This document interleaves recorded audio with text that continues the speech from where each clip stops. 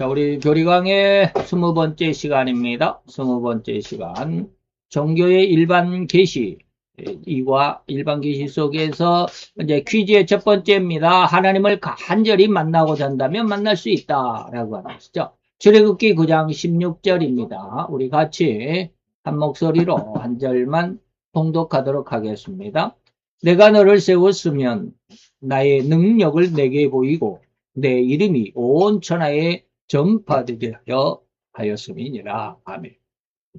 자, 오늘 우리는 이제 일반 계시의 어떤 그 정의, 또 일반 계시 속에 특별 계시가 있다라고 하는 로마서 1장 20절을 가지고 여러분들에게 우리가 창조과학의 열쇠 강의를 15시간 정도에서 말씀을 드렸습니다. 그리고 이제 모든 것을 끝내고 이제 퀴즈로 한번 알아볼 텐데, 오늘 이 시간 인간이 하나님을 그 스스로 발견하여 찾을 수 있을까라고 하는 그런 질문입니다.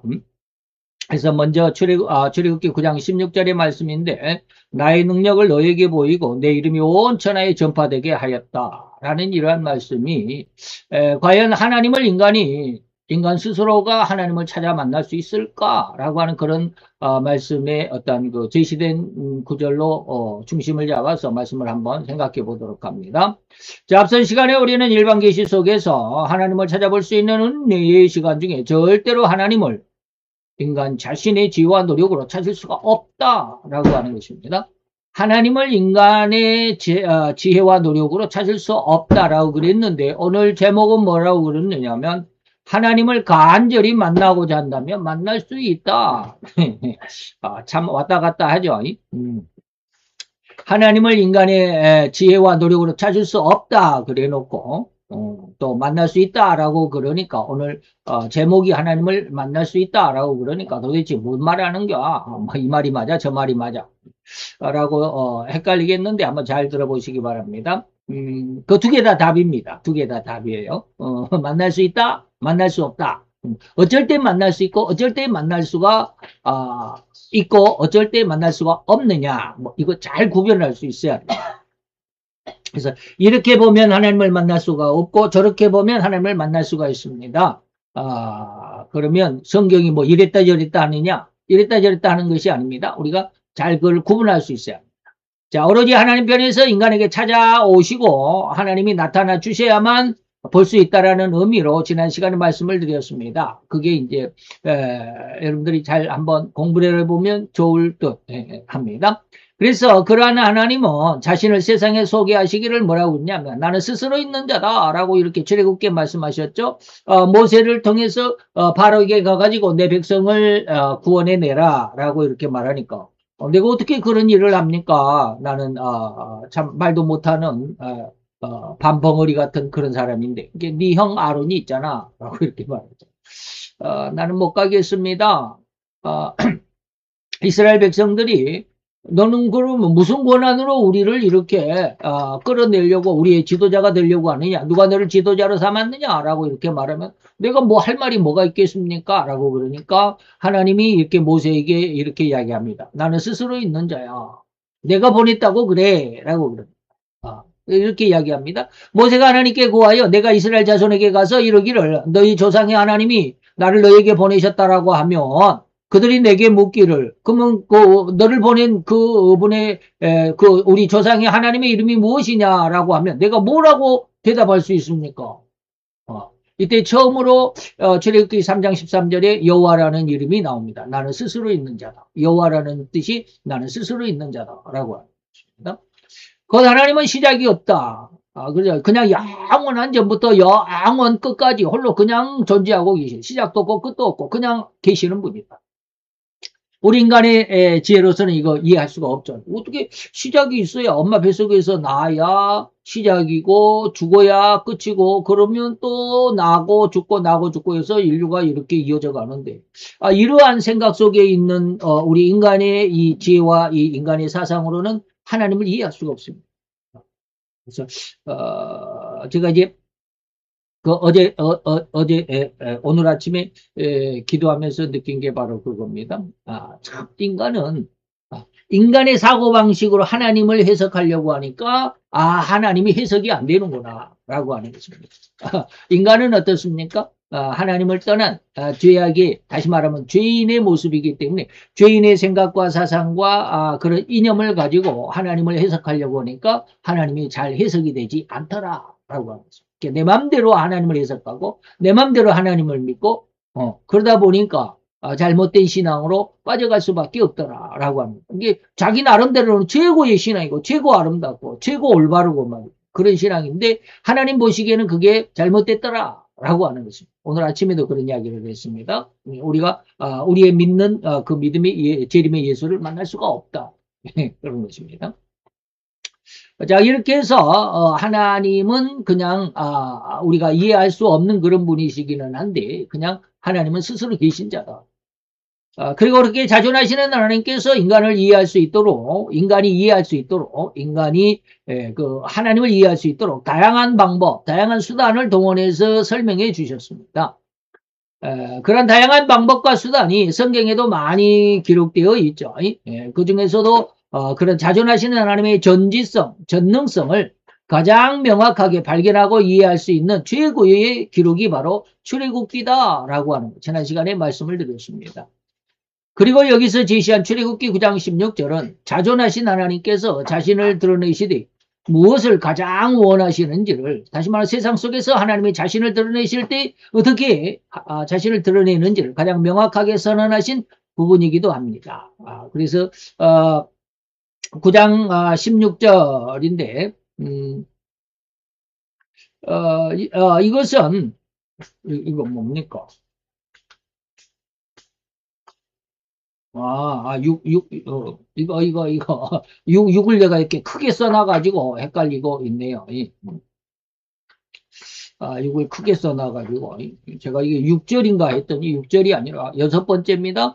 다시 말하면, 모세가, 애굽에서 10가지 재앙을 내리는데, 그 중에 9장의 8절로 16절까지, 오늘 16절이 오늘 본문에 제시된 내용인데, 8절로 16절까지 내용 안에서는 바로 6번째의 재앙, 독종에 대한 내용입니다. 독종에 대한 내용이죠. 그래서 16절에 보니까 이렇게 내가 너를 세웠으면, 다시 말하면 바로 왕을 하나님께서 세웠다.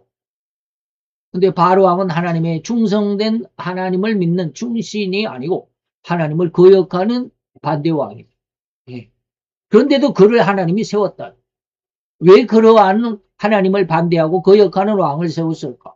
내 능력을 바로 너에게 보여주고 내 이름 여호와가 온 천하에 전파되게 하려고 내가 너 바로를 세워놨다라고 하는 것입니다. 여기서 우리가 저도 출애굽기를 읽으면서 많이 읽지는 않았지만 출애굽기를 읽으면서 참 그 의심되는 부분들을 제가 이 원고 속에 다는 아니지만 몇 가지 넣어놨습니다. 자, 곧 하나님께서 애굽의 10가지 재앙으로 징계하시는 중에 본 9절은 6번째 재앙인 독종을 발하게 하신 내용입니다. 이 한 부분에서 우리 인간이 하나님을 찾아 발견할 수 있는지 그 비밀을 찾아볼 수 있기를 바랍니다.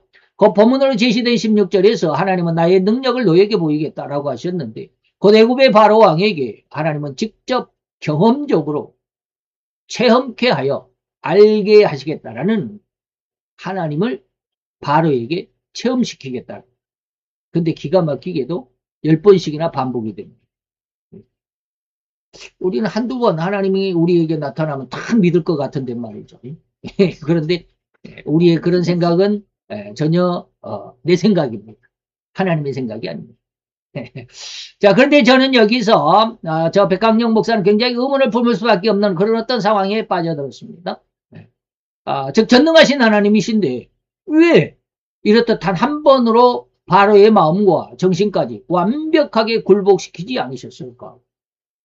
지금 하나님은 하나님의 그 전능하신 그 능력으로 바로를 가지고 노는 것인가? 왜 그랬을까? 하나님이 그 마음을 강팍하게 했다가 온화하게 했다가 또 다시 강팍하게 해가지고 못 나가 했다가 또 재앙을 주고는 온화하게 했다가 그래 나가 했다가 또 강팍하게 또 이게 성경의 출애굽기에 기록된 내용입니다. 하나님께서 바로의 마음을 강팍하게 하신지라. 왜 하나님이 이렇게 하셨을까? 하나님 바로의 마음을 갖고 이랬다 저랬다 갖고 노는 건가? 마치 작은 생쥐를 생포한 배부른 고양이가 그 생쥐를 가지고 노는 것처럼 말이다. 제가 느낌이 꼭 이랬습니다. 출애굽기를 읽을 때 바로 이런 느낌이었습니다. 하나님이 왜 바로의 마음을 가지고 노실까? 그러나 그러한 생각은 절대로 인간적인 생각이고 긍정을 바라보지 못하는 부정과 긍정이 있을 때 긍정을 바라보지 못하는 연약한 인간의 생각일 뿐입니다. 그래서 하나님이 정말 살아계시다면 왜 우리를 세상에서 아주 그냥 보란듯이 승승장구하게 그냥 예수를 믿으니까 이렇게 잘 되잖아, 이렇게 성공하잖아, 이렇게 축복을 받잖아, 그랬으면 좋겠죠. 그것이 이제 다음 시간에 다음 주에 사도 요한이 말하는 강력, 세상 왕을 이기신 이김의 비밀입니다. 우리는 정말 그러고 싶잖아요. 네가 진짜 하나님의 아들, 마귀도 그랬잖아. 예수님 앞에 유혹할 때 네가 하나님의 아들이냐, 네가 신자냐, 네가 믿음이 좋으냐, 그럼 이렇게 능력을 나타내봐. 하늘에서 그냥 큰 높은 꼭대기에서 확 그냥 비행기처럼 날아봐. 그러면 살짝 땅에 그냥 처박히지 않고 살짝 발도 다치지 않게 살짝 천사가 너를 붙들어 가지고 살짝 내려줄 거 아니야. 그 능력을 나타내는. 우리는 지금 그러고 있다. 세상이 그러고 있다. 그래서 인간의 지혜와 인간의 생각은 절대로 하나님을 따라갈 수가 없습니다. 다시 말하면 인간은 뭐한 인간이 죄인된 인간입니다. 죄를 범한 인간. 그렇기 때문에 하나님을 이해할 수가 없어요. 그렇기 때문에 자우자는 그렇습니다. 이런 말까지 하려니까 좀 곤란하네요. 자우자는 그 말은 안 하고요. 자, 하나님은 이러한 인간적인 생각과 절대로 한계적일 수밖에 없다. 유한하다. 한계가 있을 수밖에 없는 그런 인간의 안목 앞에서 분명하게 말씀합니다. 내가 너를 세워서 내 능력을 너에게 보여주겠다라고 말합니다. 그래서 이사야서 55장 제가 상당히 좋아하는 말씀. 55장 8절 9절에 보니까 여호와의 말씀이 여호와 내 생각은 너의 인간의 생각과 다르고 여호와 내 길은 인간 너희의 길과 달라서 하늘이 땅의 높음 같이 그렇게 큰 차이가 있다 이 말입니다. 내 길은 너희 길보다 높고 내 생각은 너희 생각보다 높으니라. 천지 차이다. 이해할 수가 없다. 하나님은 절대로 인간의 생각과 상상력을 동원할지라도 이해할 수도 없는 아주 기적이라고 불릴 수밖에 없는 일들을 전혀 아무 꺼리낌도 없이 당연함으로 그래야 된다로가 빨리 당연시하게 말이죠. 일하시는 분이십니다. 오병이의 기적, 우리가 연력학 법칙을 배웠습니다. 너무 당연한 것이다. 너무 당연한 것이다. 근데 우리는 그건 기적이잖아요. 어떻게 오병이의 기적, 물고기 5마리, 아니죠. 떡 5개, 물고기 2마리가 어떻게 한 2만 명, 어린아이와 여자와 노인들까지 다 합하면 장정만 5천이니까. 그건 한 2만 명 정도 되는 도시락 한 개가 어떻게 그렇게 이게 뭐라고 그래야 될까? 뻥튀기가 될 수 있나? 근데 하나님의 편에서는 너무 당연하다. 그것을 우리는 과학에서 연력학 법칙에서 분명하게 배웠습니다. 너무 당연하다. 그런데 그것을 너무 과학의 법칙의 이론으로는 너무 당연한데 그것을 행할 능력이 없어요. 만들어낼 능력이 없어요. 제가 이 말이 무슨 말인지 여러분들 이해할 수 있도록 한번 이야기해 볼까요? 지금 러시아와 우크라이나가 지금 전쟁 중에 있지만 이 동남아 쪽에는 뭡니까? 태국하고 캄보디아가 이렇게 붙어 있습니다. 근데 태국하고 캄보디아가 지금 전쟁 중에 있습니다. 전쟁 중에 있는데 캄보디아라고 하는 나라는 공군이 없습니다. 비행기가 없어요. 그러니까 땅에서만 전쟁을 해요. 근데 태국이라고 하는 나라는 비행기가 있습니다. 비행기가 있는데 세계적인 비행기 F-16이라고 하는 미국제 그 다음에 또 스웨덴에서 만든 무슨 비행기가 미라지는 아니고 차우지가 뭐 있어 그리펜 전투기가 있습니다. 거기에 이제 그보다 조금 한 단계 낮은 비행기가 FA-50이라고 하는 우리 한국산 비행기가 있습니다. 한국산 비행기가 있는데 거기 F-16에다가 어떠한 폭탄을 달았냐면 요즘에는 그것을 멍텅구리 폭탄이라고 그럽니다. 멍텅구리 폭탄이란 말이 뭐냐면 그냥 비행기에서 폭탄을 떨어뜨리면 그냥 낙하해요. 그냥 떨어지는 것밖에 뭐예요. 이렇게 날아가질 못합니다. 날아가질 못하고 그냥 떨어지기만 해요.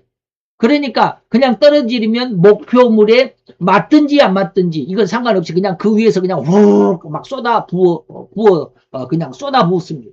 멍텅구리는 자기 길을 못 가요. 그냥 떨어지기만 합니다.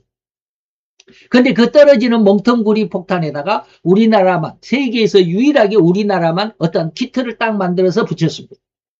이 키트를 하나 딱, 이 멍텅구리 폭탄에다가 키트를 하나 딱 얹었습니다. 근데 이 키트가 뭐냐? 이게 전자광학 키트입니다.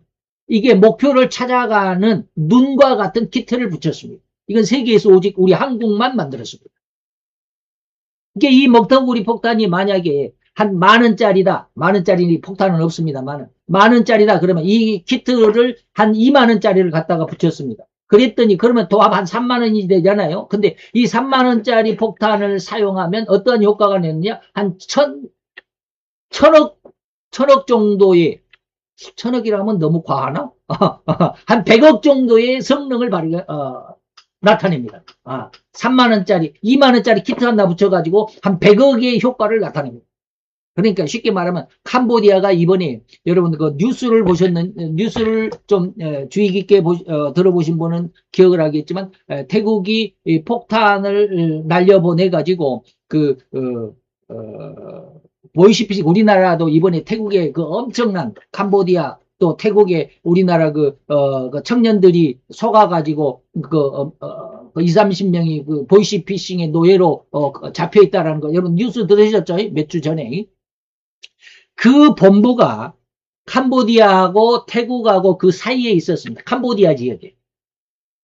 근데 이 캄보디아 지역에 있는 이 본부가 태국에서 보면 산 뒤쪽에 있습니다. 산 뒤쪽에 이렇게 숨어 있으니까 여기서 아무리 공중에서 이 캄보디아 안으로 비행기가 들어갈 수 없습니다. 왜? 들어갔다가는 캄보디아에서 이렇게 대공 미사일을 쏴서 이게 격추되니까 무서워서 들어가질 못합니다. 그러니까 이 태국 내에서 여기 폭탄을 이렇게 쏴서 여기 맞춰야 되는데 산 뒤에 있으니까 이게 산 때문에 맞을 수가 없어요.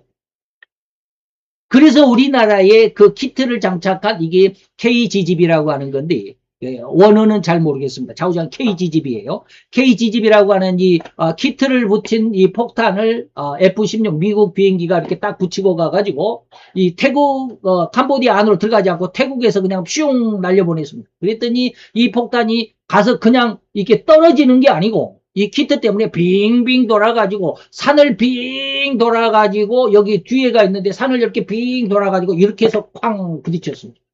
아주 정확하게 정밀 폭격을 해버렸습니다.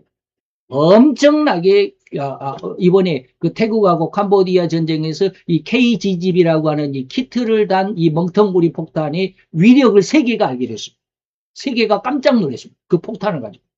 그래서 이전까지 태국이 이것을 우리나라의 KGGB 폭탄을 20발을 가지고 있었습니다. 근데 20발을 가지고 1차 전쟁, 지금 2차 전쟁 중이거든요. 1차 전쟁 때 바로 그런 기능을 해가지고 20발을 다 쏴버렸어요.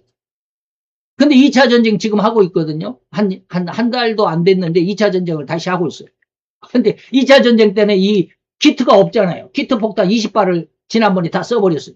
그러니까 이제 이 캄보디아로 넘어가서 여기 폭격을 할 수밖에 없는 멍텅구리 폭탄밖에 없습니다. 그런 상황인데 이거 큰일 났다. 이제 공군이 비행기로 폭격을 못해줘. 그런 키트 있는 우리 KGGB가 없습니다. 그래서 이번에 이 전쟁을 하다 말고 우리나라의 KGGB 폭탄을 100발을 구매를 했습니다. 100발. 하나에 1억짜리입니다. 폭탄 하나에 그 키트 하나 붙어 있는 폭탄이 1억입니다. 그래서 100발이니까 어떻게 100억어치 이것을 구매를 했다고 그랬어요. 자, 이런 것들 바로 이제 이러한 모습을 여러분들이 한번 생각을 해보면 어떤 의미가 있느냐면 우리 인간은 전혀 그것을 가능하다 하지 않을 정도로 참 어려운 일인데 하나님은 그것을 너무 당연시한다라는 것으로 우리 인간 편에서 바로 그러한 일을 바로 우리나라의 KGB라고 하는 폭탄이 그런 것과 좀 연관성이 있다. 이런 것을 보고 우리가 인간의 그러한 기적이라고 할 수밖에 없는 것을 하나님은 당연시한다라고 하는 것으로 여러분들에게 좀 말씀을 드릴 수가 있지 않겠나라고 이렇게 한번 생각해 봤습니다. 자, 이러한 상황을 우리는 바로 전능하심이라고 부르고 있습니다. 다시 말하면 못하실 일이 없다라는 그런 의미죠. 이 전능하신 하나님께서 바로 바로라고 하는 애굽의 바로 왕을 세워가지고 하나님의 능력을 나타내 보이시겠다라고 하는 것입니다. 인간을 넘어서 또 인간의 생각을 넘어서 또 인간이 상상할 수 있는 그 상상력조차도 전혀 초월할 수밖에 없는 인간의 상상력이 도달할 수 없는 이러한 일처리 과정들을 통해서 하나님은 자신을 나타내시고자 하십니다. 그래서 우리가 하나를 먼저 생각해 봅니다. 인간의 한계를 넘어선 전능성이, 하나님의 전능성이 인간의 삶 속의 능력으로 나타나셨다. 그래서 여호와의 전능성을 알아보기 위해서 먼저 본서에 나타난 10가지 재앙을 먼저 알아보겠습니다. 첫째 재앙은 피였습니다. 온 애굽의 나일강 그리고 온 애굽의 모든 물을 피가 되게 했다. 두 번째로는 개구리 재앙이 있었죠. 세 번째는 이 재앙이 있었습니다. 그 다음에 네 번째는 파리 때, 그 다음에 다섯 번째는 악질, 아주 흉악한 질병이 있었죠. 그 다음에 악질과 비슷하지만 여섯 번째는 독종, 일곱 번째는 우박, 그리고 여덟 번째는 메뚜기 재앙이 있었고요. 아홉 번째는 흑암의 재앙이 있었습니다. 그리고 열 번째는 장자의 죽음이 있었습니다. 근데 이 중에서 인간의 능력으로 흉내낼 수도 있었던 것이 있었습니다. 인간의 능력으로 나타낼 수가 있었죠. 출애굽기 7장 20절 22절에 보니까 피로 처음에 이제 그 피의 재앙을 내리니까 그 피로 인해서 하수의 고기가 다 죽고 그 물에서는 악취가 나고 애굽 사람들이 하수물을 마시지 못하고 애굽 온 땅에는 피가 있으나 애굽의 술객들도 자기의 술법으로 그와 같이 행함으로 인해서 바로의 마음이 강팍하게 되더라. 그들을 듣지 아니하니 모세와 아론을 듣지 아니하니 여호와의 말씀과 같다. 다시 말하면 하나님의 전능하시다라고 하는 그 일을 인간도 이것을 따라할 수 있더라 이 말입니다. 인간의 술법으로 애굽의 술객들도 이 술법을 써가지고 물을 피로 만드는 사건. 제가 요즘에 말씀드리는 그 범브란트 목사님이 있잖아요. 범브란트 목사님이 그 예화 중에 하나가 있습니다. 예화 중에 하나가 있습니다. 어느 날 이제 루마니아가 공산화가 되고 나니까 그 공산화는 중심 사상이 뭡니까? 무신론입니다. 무신론입니다. 저도 이제 그것이 무신론인지는 전혀 모르고 예전에는 그런 말을 조금 사용하기는 했지만 제가 거기서 무신론에 대해서 그거 알고는 깜짝 놀랐어요. 그게 뭐냐면 우리 인간은 뭐 물이 몇 프로 그 다음에 뭐 원소들 있죠. 원소 기호들 뭐 염분이 몇 프로 또 뭐 칼슘이 몇 프로 인간의 몸을 인간이 죽어서 그것이 딱 분해가 되면 뭐 염분은 몇 프로 물이 몇 프로 뭐가 뭐 어쩌고 저쩌고 무슨 요소는 뭐 이는 어떻고 뭐는 어떻고 해가지고 다 없어져 가지고 흙 속으로 사라진다. 이런 말을 제가 좀 학교 다닐 때 조금 들었거든요. 그래서 그것이 무신론의 중심 사상인지는 몰랐어요. 근데 그게 무신론인 사상이더라고요. 그래서 어느 날 루마니아의 목회자들을 쫙 모아놓고 무신론의 그 교수가 와가지고 예수님이 물로 그 포도주를 만든 사건은 거짓이다, 사기다, 그 마술이고 사기다. 나도 그렇게 해보겠다라고 해가지고 그 교수가 하얀 물을 이렇게 딱 한 잔 갖고더니 거기에 자기가 뭔가를 이렇게 탔다고 그래요. 그래서 그 약가루 같은 것을, 가루를 이렇게 타니까 진짜 하얀 물이 새빨갛게 변하더라고요. 그러면서 예수님은 이 포도주를 물로 만드는 기적은 보여주지 않았지만 나는 여러분들에게 이 붉은 피물을 다시 하얗게, 새하얗게 만들어 보겠습니다. 라고 해갖고 또 다른 어떠한 가루를 이렇게 딱 타니까 이 뻘겋게 변한 물이 다시 하얗게 변하더랍니다. 그래서 예수님의 물로 포도주를 만든 그것은 기적이 아니라 순사기고 마술이다. 사람을 속였다. 라고 이렇게 말하니까 그 중에 하는 용감한, 담대한 목사님 한 분이 딱 손을 들고 일어나서 뭐라고 그러냐. 그러면 교수님, 그거 물로 포도주 만들었고, 포도주로 물로 만들었으니까, 그거 교수님 한번 마셔보시면 어때요? 예수님은 물로 포도주를 만들어가지고 수많은 사람들이 먹고 즐거워했는데, 그거 한번 마셔보는 게, 교수님 스스로가 한번 마셔보는 게 어때요? 그랬더니 깜짝 놀라면서 막 뭐라고 그러더라고요. 이 사람, 이거는 내가 지금 탄 이 가루는 독약이야, 독약. 그러기 때문에 쉽게 말하면 우리도 그 중금속에 막, 그런 거 있죠. 우리, 수돗물도 뭡니까? 수돗물도 뭐 넣는다고 그러죠. 그 염화 뭐라 그런가. 염화 뭘 탄다고 그러지. 그래서 소독 냄새가 좀 나죠. 어느 순간에 보면. 그런 것처럼 그렇게 하는 거 아시죠? 근데 그 교수가 하는 말이 바로 나는 이거 탄 게 이게 독약이야. 이거 먹으면 죽어. 그러니까 그 목사님이 그랬답니다. 그러니까 당신은 가짜야. 예수님은 진짜로 물로 포도주를 만들어서 많은 사람이 먹고 즐거워했지만 당신은 안 되잖아. 라고 이렇게 이야기를 했답니다. 바로 이런 것처럼 인간이 하나님의 능력을 흉내낼 수 있습니다. 오늘 물이 피로 변한 사건을 애굽의 술객들도 이렇게 술법으로 만들었습니다. 그러나 결코 이런 재앙의 내용을 인간으로서 불가능하고 오로지 신만이 할 수 있는 능력, 다시 말하면 인간이 흉내낼 수조차 없는 하는 그런 내용들이 바로 10가지 재앙 중에 또 있었습니다. 그래서 마법사라고 할 수 있는 술객들까지라도 이것을 인정할 수밖에 없는, 오로지 하나님만, 신만이 할 수 있는 일이라고 그렇게 인정할 수밖에 없는 그런 일이 있었죠. 그래서 이제 출애굽기 8장 18, 19절에 가보면 술객들이 자기 술법으로 이같이 행하여 이를 내려 하였으나 이 두 번째가 뭡니까? 세 번째가 이 재앙이었죠. 그래서 자기가 술법으로 이를 좀 만들어내려고, 이를 세상으로 만들려고 했지만 안 되더라 이 말입니다. 이를 내려고 했으나 못하였고, 이는 사람과 생축에게 있은지라. 이는 오직 사람과 생축에게 붙어서 아주 피를 빨아먹고 아주 힘들었죠. 그러니까 술객이 바로에게 고하되 이는 하나님의 권능입니다. 바로의 마음이 강팍하게 되어서 그들을 듣지 아니하였으니 여호와의 말씀과 같았다라고 하는 것입니다.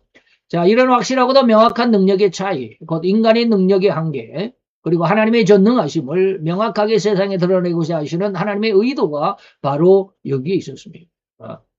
때로 물이 피로 변하는 것은 술객들이 조금 흉내낼 수는 있었지만, 그러나 다른 것은 전혀 흉내낼 수가 없는, 이것이 바로 그 술객들조차도 이것은 하나님의 권능이지 인간으로서는 할 수 없는 것입니다 라고 이야기를 했지만, 바로는 마음이 강팍하게 되어서 하나님의 말씀을 따르지 않았다. 이것은 인간의 그 유한성을 밝히고자 하셨던 하나님의 의도가 그 속에 있었죠. 곧 인간은 절대로 신이 될 수 없음을 명백히 하시고자 했죠. 다시 말하면 제가 이 말을 왜 썼느냐 하면, 당시의 바로는 뭐예요? 신이다. 신이다. 그래서 태양으로 섬겼던 바로 그런 시대의 신앙의 중심 인물이 바로 왕이었죠. 그런데 지금 이 재앙을 통해서 하나님은 뭐라고 하십니까? 인간은 절대 신이 될 수 없어, 이런 뜻입니다. 이 하나 같은 거, 이를 만들어내려고 하지만 이는 하나님만이 만들어낼 수 있는 권능이다. 그래서 이것을 인간과 하나님을 명백히 구분하는, 그래서 인간이 너무나도 나약함, 인간의 교만, 인간이 결코 신이 된다라고 하는 것은 교만이다라고 하는 것을 꺾고자 하심의 의도가 그 10가지 재앙 속에 있었다. 여기서 우리는 인간의 나약함 그리고 교만의 극치를 들여다볼 수 있어야만 합니다. 즉 인간의 나약함과 마귀의 강력한 유혹으로 인해서 인간은 교만의 극치를 들여다볼 수 있었습니다. 시체말로 인간은 뭡니까? 바로가 지금 그랬습니다. 술객들이 하나님의 여호와 하나님만이 하실 수 있습니다 라고 했는데도 바로는 그걸 듣지 않았죠. 이것을 저는 이렇게 말했습니다. 손에 쥐어줘도 모른다. 인간은 얼마나 미련한지 아무리 알려줘도 손에 쥐어줘도 모른다라는 말이 있듯이 바로 이 말이 그대로 적용되는 한 얘기인 것입니다. 또 다른 말로 하면 학습 효과가 없다. 학습 효과가 없다라고 이렇게 말합니다. 한번 그것이 잘못되어 가지고 잘못된 결과가 나타난다라고 한다면 다시는 그거 하지 않아야 되는데 계속 그렇게 하고 있다. 이 바보 같다. 이것을 사도 베드로는 뭐라고 그랬습니까?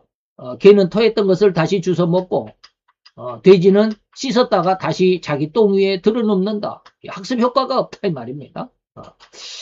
그래서 손에 쥐어줘도 모른다라는 말과 똑같습니다. 한 번 경험이 두 번 다시 반복되는 잘못은 없어야 할진데 인간의 교만은 절대로 그렇게 할 수가 없을 뿐입니다. 한 번 당했으면서도 두 번은 안 당한다라고 우기는 그런 마음이죠. 다시는 내가 실패 안 할 거야. 또 다음에 그런 일이 있으면 절대로 실패 안 할 거야.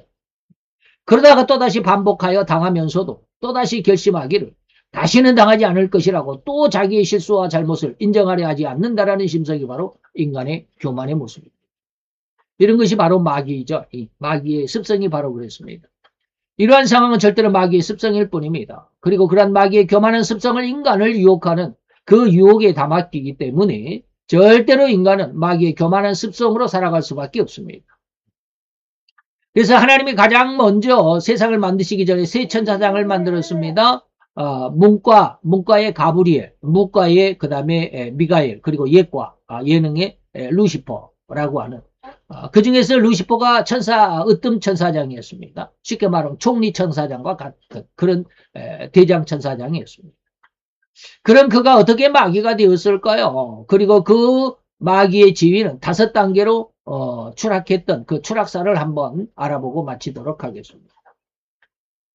다시 말하면 회개하지 않는 교만의 극지가 마귀의 습성인데 그 마귀의 습성을 인간이 닮았다라고 하는 것입니다.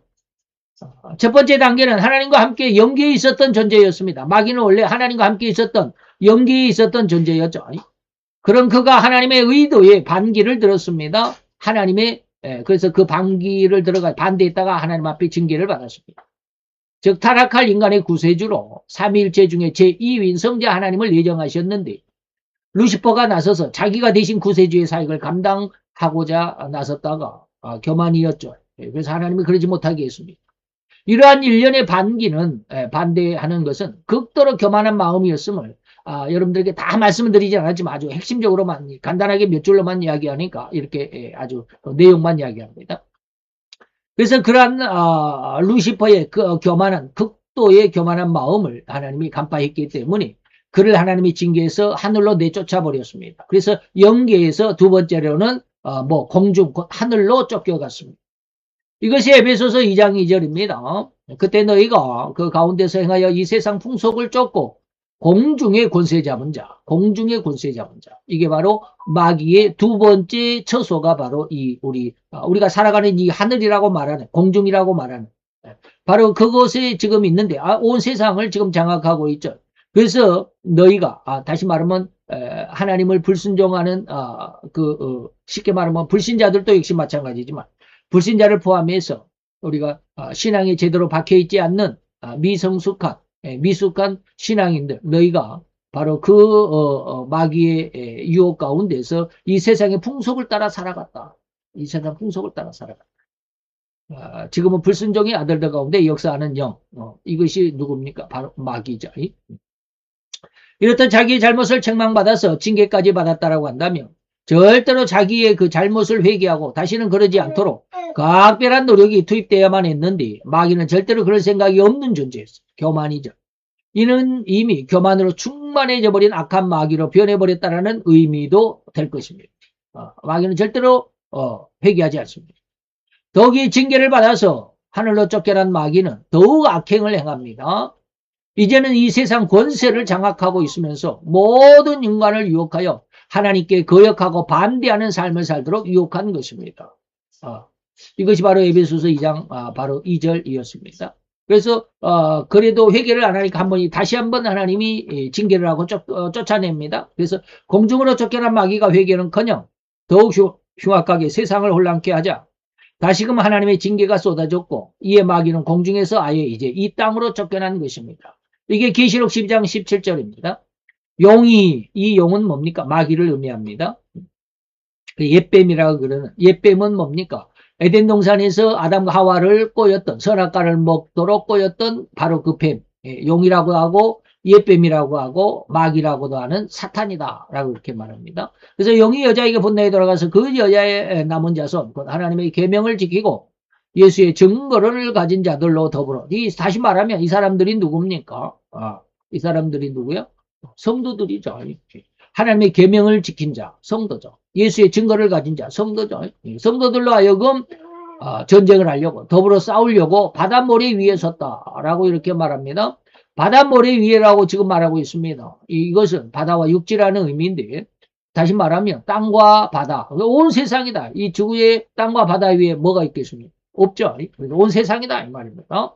온 세상이라고 한다면 우리의 바다와 육지인데 바로 이 모든 세상을 장악하고 발로 밟고 있는 형상이고, 이러한 상황에서 그의 일은 이 세상에서 하나님의 계명 약속을 지키는 자들과 예수의 증거를 가진 자들, 그 성도들을 탄압하고 억압하면서 대환란을 불러일으킬 일을 하는 것이 바로 마귀가 하는 일인데, 3단계의 이 바닷모래 위로 쫓겨났을 때가 바로 우리가 흔히 말하는 대환란입니다. 그래서 세상에서 하나님의 계명을 지키는 자들, 그리고 예수의 증거를 가진 자들, 다시 말하면 성도들로 더불어서 전쟁을 할 건데, 더불어 싸우려고 했죠. 전쟁을 할 건데 바로 성도들을 탄압하고 억압하면서 대환란을 불러일으킬 일들을 하게 될 것입니다. 이게 바로 마귀의 세 번째 처소입니다. 네 번째는 그렇게 세상을 완전히 대환란으로 아주 그냥 혼란케 했던, 그래서 이렇게 계속해서 징계를 받아도 회개는커녕 도리어 더욱 악에 받쳐서 발아가듯이 이 세상에 있는 하나님의 백성들, 그 성도들을 멸절하다시피, 다시 말하면 인류의 3분의 1이 죽임을 당할 텐데, 그 3분의 1 중에 지금이 한 80억, 75억에서 80억 정도 된다는데 3분의 1이면 25억에서 30억쯤 됩니다. 30억은 안 되지만 25억쯤 됩니다. 25억이 죽임을 당한 3년 반 동안에. 그러면 그 25억 중에서 예수를 믿는 자들이 거의 대부분일 것이다. 안 믿는 자도 거기에 어떻게 하다가 죽을 수도 있지만 거의 대부분이 믿는 자다.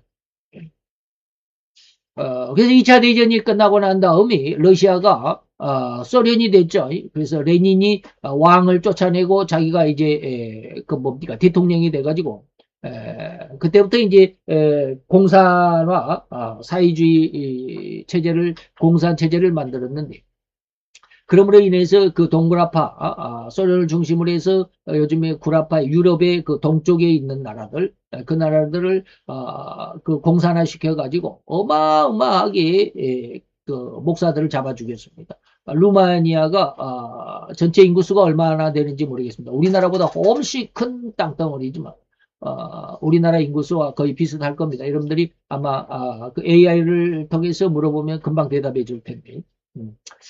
그 중에서도 약 한 1년 동안에 4천 명의 목사를 잡아 죽였다고 합니다. 어마어마하죠.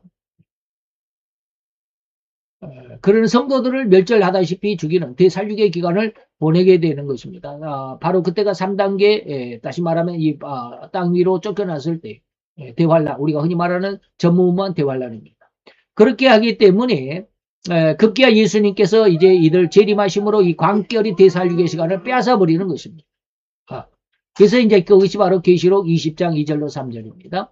그래서 예수님께서 용을 잡으니 곧 옛뱀, 에덴 동산에서 아담과 하와를 꼬였던 옛뱀, 그것을 마귀라고도 하고 사탄이라고도 하는데 1천년 동안 무저갱에 던져서 잠가서 가둬버린다. 네 번째는 어땠습니까? 무저갱으로 떨어진다, 이런 뜻입니다. 이랬던 네 번이나 징계를 받아 더욱 추락하는 신세가 되었으면 철저히 회개가 있어야만 하지 않겠습니까? 그러나 마귀에게는 원래부터 회개라는 단어조차 없었던 교만의 존재였다. 교만한 존재였다. 다시금 1000년 동안 무저갱에서 일을 가다가 잠시 노임을 받습니다. 그랬더니 또다시 하나님을 대적하여 전 우주적인 대전쟁을 일으킵니다. 이것을 우리는 제2차 고가 마곡의 전쟁 혹은 인류 최후의 전쟁이라고 부릅니다. 이때의 이 전쟁은 뭡니까? 3차 전쟁입니다. 3단계 때 이것은 3차 전쟁입니다. 세계 3차 대전으로 인해서 용이, 다시 말하면 용이 권세를 준 적그리스도가 세상을 장악하게 됩니다. 이 적그리스도가 러시아라고 그랬습니다. 러시아가 지금은 아주 그냥 러시아와 우크라이나 전쟁으로 인해서 아주 패망 직전에 있는데 패망 직전으로 갈게 될 겁니다. 그리고 이후 몇 년 동안에 걸쳐서 세계적인 나라로 다시 부강하게 될 겁니다. 그것이 바로 이제 열불, 다시 말하면 지금의 EU, 유럽연합이 그들을 돕기 때문입니다. 돕는다라는 말은 뭡니까? 전후 복구 사업을 한다 이 말이에요. 우크라이나와 러시아, 지금 러시아 아주 그냥 어마어마하게 큰 피해들을 많이 입고 있죠. 아주 세계적인 잠수함이 2대인가 남아 있었는데 그 중에 한 대는 지금 고장나 있고서 수리도 못하고 있는 상황인데 나머지 한 대가 이번에 엊그저께 폭파당했죠. 그래서 뭡니까 항공모함도 없고 또 잠수함도 없는 아주 어마어마하게 큰 손해를 보고 있습니다. 네. 바로 이런 이런 상황 속에서 그들이 이제 전후 복구 사업을 하는데 러시아가 어마어마한 그 석유 매장이 있죠. 그것들 석유로 대신 갚아주면서 세계적인 나라로 다시 쉽게 말하면 인테리어가 된다. 그래서 세계적인 나라가 될 겁니다. 그리고 나서 미국과 전쟁을 합니다. 전쟁터는 이스라엘입니다. 이스라엘에서 세계 전쟁을 하게 되는데 그때가 바로 언제냐? 바로 이 3단계입니다. 이 3단계. 그것은 이제 계시록과 연결을 해야 이게 무슨 뜻인지 이해가 될 것입니다. 어쨌든지 그럽니다. 그리고 나서 이제 그 전쟁으로 인해서 러시아가 적그리스도가 이기고 세상을 장악하면서 3년 반 동안을 장악을 하는데 3년 반 동안 세상을 장악을 하는데 인류의 3분의 1을 죽인다. 그러므로 인해서 그 3분의 1, 약 25억 중에서 대부분 한 20억 정도가 그리스도인들이 될 것입니다. 어마어마합니다. 그리고 나서 네 번째 단계는 이제 예수님이 재림해서 그러한 그 대환란의 주인공인 그 적그리스도를 그리고 또 마귀를 잡아서 무저갱에 던져 잠근다 이 말입니다. 이 상황을 우리는 뭡니까? 인류 최후의 전쟁 또는 곡과 마곡의 제2차 전쟁이라고 말합니다. 5단계는 무저갱에서 잠시 노임을 받은 마귀는 다시 하나님을 대적하는 대전쟁을 일으키다가 최종적으로 영원한 지옥의 형벌로 떨어지고야 만다. 이것이 바로 이제 우리가 흔히 말하는 영원한 백보자 대심판입니다. 그래서 20장, 아까 20장 3절이었죠. 2절 3절이었는데 7절로 10절에 가보니까 천년이 참에 무저갱에 1000년 동안 던져서 거기다 가둔다 그랬잖아요. 2절 3절에서는. 그런데 7절에 가보니까 1000년이 지나고 이 말이죠. 1000년이 참에 사단이 그 무저갱에서 잠시 놓이더라. 네. 그러니 나와서 땅의 사방 백성 곡과 마곡을 다시 미혹하고 다시 싸움을 붙이더라 라고 하는 것입니다.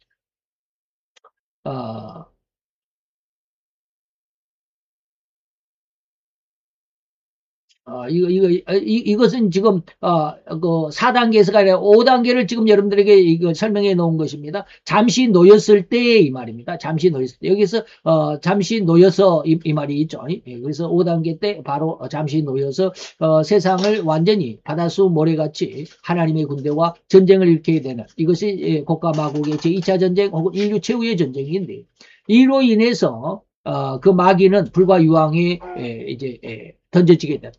하나님이 패하실 리가 없죠. 자, 이렇듯 절대로 마귀는 회개하지도 할 수도 없는 그런 성품이고 이러한 절대로 흉악한 성품을 인간을 유혹하여 그 인간의 성품을 이렇게 타락시켜버렸다. 그래서 인간은 거의 회개할 기회를 찾지 못합니다. 회개하고자 하지도 않습니다. 아까 말씀을 드렸잖아요. 이번에 실패했으면 다시는 잘못했으니까 안 해야지 하는 것이 아니라 다음에는 내가 실패하지 않고 이 다음에는 반드시 성공할 거야 라고 하는 게 인간의 심성이다 라고 하는 것입니다. 온 인류 전체가 다 마귀의 유혹에 걸려든 삶이기 때문에 단 한 사람도 스스로 회개할 수 있는 존재는 절대로 없다. 인간은 절대로 회개하지 않는다. 또한 하나님이 바로의 마음을 강팍하게 하셨다라는 이 구절이 혹여 바로가 회개하고자 했는데 회개하고자 했는데도 하나님이 억지로 그 마음을 가로막고 회개하지 못하도록 하지 않았을까라고 하는 해석을 할 수도 있겠죠. 그런 생각을 할 수도 있겠죠. 그러나 그러한 생각과 그런 해석은 절대로 하나님을 모르는 소치일 뿐입니다. 하나님은 절대로 회개하고자 하는 바로의 마음을 하나님이 일부러 억지로 회개하지 못하도록 강팍한 마음이 되도록 하셨다는 의미가 아니다. 아까 제가 말씀드렸습니다. 하나님이 바로의 마음을 강팍하게 하사 강팍하게 했다. 하나님이 그랬다라고 기록이 되어 있는데 그것은 우리가 잘못 해석하면 좀 곤란하죠. 하나님이 그렇게 바로의 마음을 회개를 못하도록 한 게 아니라 회개 안 하고자 하는 마음을 하나님 그대로 내버려 두셨다. 다시 말하면 회개하고자 하지 않는 그 마음을 하나님은 그대로 내버려 두셨다. 즉 하나님의 인자하심과 사랑하심이 죄인의 마음에 역사하여 죄를 회개하고 예수의 대서를 믿도록 하는 은혜를 하나님은 집행하지 않으셨다라는 것입니다. 다시 말하면 바로에게는 하나님의 은혜를 주지 않았다. 하나님이 바로의 마음이 악을 저장하는 것이 하나님이 바로의 마음이가 아니라 마음에라고 해야 되겠죠. 하나님이 바로의 마음에 악을 저장한 것이 아니라 악을 저장하는 바로의 마음, 악이 뭐라 그럴까? 생동하는 그러니까 좀 이상하네. 악이 폭발하는 악이 발현하는 이 말이죠. 악이 그래야 되겠죠. 악이 발현하는 바로의 마음을 그대로 하나님은 내버려 두셨다. 다시 말하면 로마서 1장에 보면 하나님이 3번 인간을 내버리신다라고 말씀합니다. 실망한 마음이 내버려 두셨다. 부끄러운 마음이 내버려 두셨다. 그리고 또 뭐가 있어요? 뭐 하나 있는데 부끄러운 마음과 상실한 마음과 또 있는데 얼른 제가 기억이 안 나네요.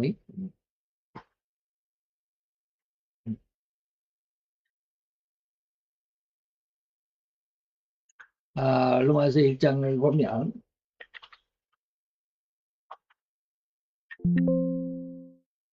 봅시다. 마음의 정욕의 더러움이 내버렸다. 하나님이 인간의 마음이 얼마나 정욕으로만 살아가려고 했는지 그 정욕이 더러운 정욕대로 내버려 두셨고, 두 번째는 부끄러운 욕심에 내버려 두셨고, 상실한 마음에 내버려 두셨다. 상실한 마음은 뭡니까? 하나님 두기를 싫어했다. 하나님은 없어 라고 하는 거. 부끄러운 마음은 뭡니까? 동성애라고 하는 것입니다. 여자가 여자를, 남자가 남자를 동성애라고 하는 것이고, 마음의 정욕은 뭡니까? 하나님의 영광을 썩어질 사람의 금수와 버러지의 형상으로 바꿨다. 이것이 썩어질 정욕, 세상으로 더불어 살아가고자 했다. 3가지입니다. 정욕에 내버려 두셨고, 부끄러운 욕심에 내버려 두셨고, 방금 이야기했는데, 그 다음에 상실한 마음에 내버려 두셨고, 3번 내버려 두셨습니다. 바로의 마음을 지금 그렇게 하나님이 내버려 두셨다. 은혜를 주지 않았다. 이 말입니다. 다시 말하면, 네 마음대로 해봐. 라고 하시는 것입니다. 굉장히 두려운 상황입니다. 곧 이러한 인간의 심성, 그 대표로 애굽왕 바로를 예로 삼았었지만 온 인류의 심성은 다 똑같다라고 해야만 할 정도로 이제 이러한 교만으로 가득한 심성의 인간이 어떻게 하나님을 만날 수 있다는 것일까? 이에 대한 답이 바로 잠언서에 있습니다. 나를 간절히 찾는 자다. 그 간절한 마음을 절대적으로 필요하다는 의미를 담고 있습니다. 하나님을 만날 수 있는 간절한 마음이 그래야 되겠죠. 어디로 가보겠습니까? 가장 큰 하나님이 적인 교만으로부터 구원함을 받아서 되돌이켜 하나님을 만나고자 하는 그 믿음의 심성이 간절함으로 주께 연락되기만 한다면 절대로 100% 하나님을 만날 수 있다. 이 간절함의 의미는 이미 많이도 말씀드린 바 있습니다. 그런데 이러한 간절한 마음, 간절한 믿음을 갖는다는 것이 그렇게 쉽지만은 않죠. 거의 쉽지만은 않습니다. 사람들은 아까 말씀을 드렸습니다. 이번에 실패했으니까 다음에는 꼭 성공할 거야. 즉 예수님의 십자가 대속의 은혜로 구원함을 받았다라고 하는 모든 신자가 이렇듯이 다 간절한 마음으로 성장하지는 않습니다. 그죠? 신자 중에 일부 어느 사람만의 특권이 될 수밖에 없는 상황인데 간절하다라고 하는 것이 신자 중에 거의 일부만 그렇다. 대부분은 이 간절한 마음이 없습니다. 그저 교회 왔다 갔다 하는 그러한 신앙일 뿐이다. 이러한 특권을 쟁취하는 참선거가 되시는 축복을 얻으시기를 축원하며 권면하는 바입니다. 여러분들이 오늘 이 시간 이 퀴즈를 통해서 인간은 스스로 하나님을 찾아 만날 수 있을까? 만날 수 없다 라고 하는 말씀. 다음 시간에는 만날 수 있다 라고 하는 것에 대해서 좀 더 강점을 두고 말씀을 드리도록 하겠습니다. 기도합시다. 할렐루야. 주님, 오늘도 여호와의 귀한 은혜 마음을 감사드리나이다.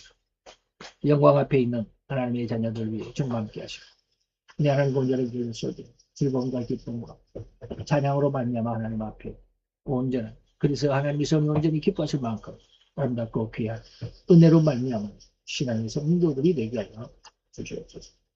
모든 걸 주께 맡기고 예수 그리스도 이름으로 감사와 기도드렸사옵나이다.